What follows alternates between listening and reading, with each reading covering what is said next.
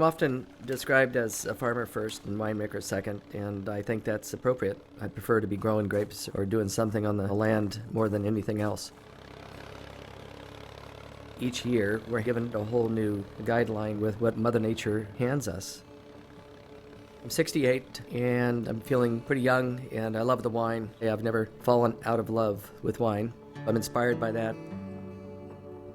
I was just out of high school when my mom and dad sat me down and asked a question. Chuck, your mother and I would like to start a small winery if you'll join us.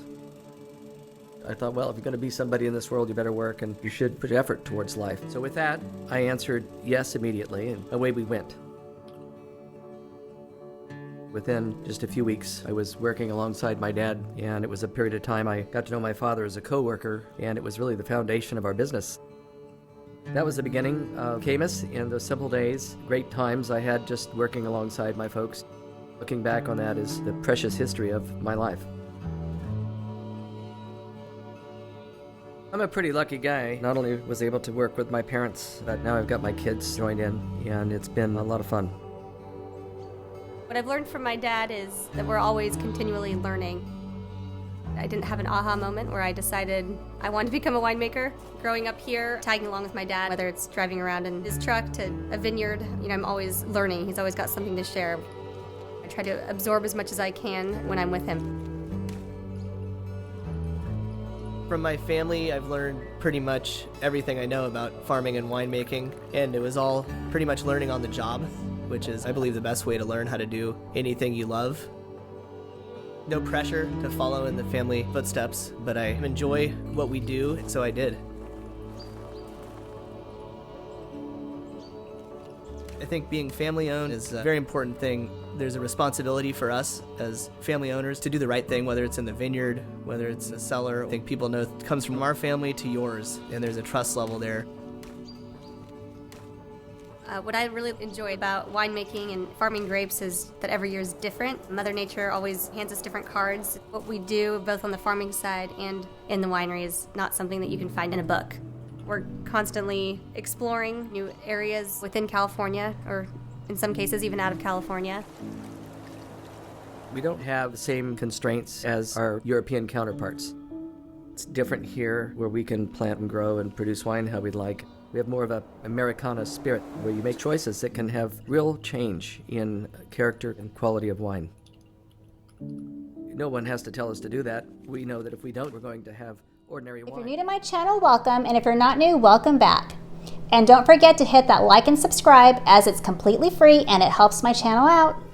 Today we're going to be reviewing the 2020 Napa Valley Caymus Cabernet Sauvignon. We recently took a poll and I listed 3 wines, and this is the one that came out on top. So we're going to give this one a review. Let's get right into this. I really love my Coravin cartridges, but they're so freaking hard to find, and they're so expensive. I feel like they gouge you with that price. But it's worth it if you buy expensive bottles of wine and you don't drink it all in the same day. But unless you're like us sometimes, if it's a really nice bottle of wine, it doesn't matter whether you have a Coravin or not. You're gonna pop that baby open and you're just gonna drink it. I'm just gonna pour a little bit. Oops, my little bore is dripping. So if you're ever having a day where your family is just driving you crazy, this is the wine for you. Okay, so let's go over the winemaker notes. Their Cabernet offers layers, lush aromas, and flavors including cocoa, cassis, and ripe berries. Okay, so let's get right into this. I love my cab at a nice, wonderful room temp.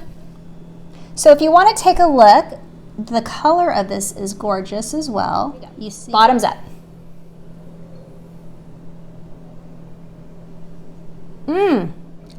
Lots of berry, very fruit forward.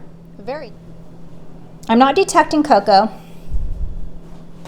I do detect a really ripe, like ripe prunes, figs, berries. This is extremely fruit forward. It's very delicious. It's something I would serve this Easter weekend with maybe some red meat, fish, even some chicken. I would even actually, because of the fruit forwardness, I would even maybe use it as a dessert wine and maybe serve it with some cheesecake, carrot cake, maybe a decadent chocolate cake. tiramisu, creme brulee, whatever you have on hand this Easter weekend would be perfect with this red wine. Okay, so the retail of this wine is approximately $65, $70. I mean, it's not one of your cheaper wines, and it's not one of your super expensive wines. It's really mid. And for that price, I would definitely pick this up, and I would definitely serve it to friends and family this Easter weekend. So thanks for watching this video. If you have a wine that you would like to see reviewed in the future, comment below and you might see that in my next video.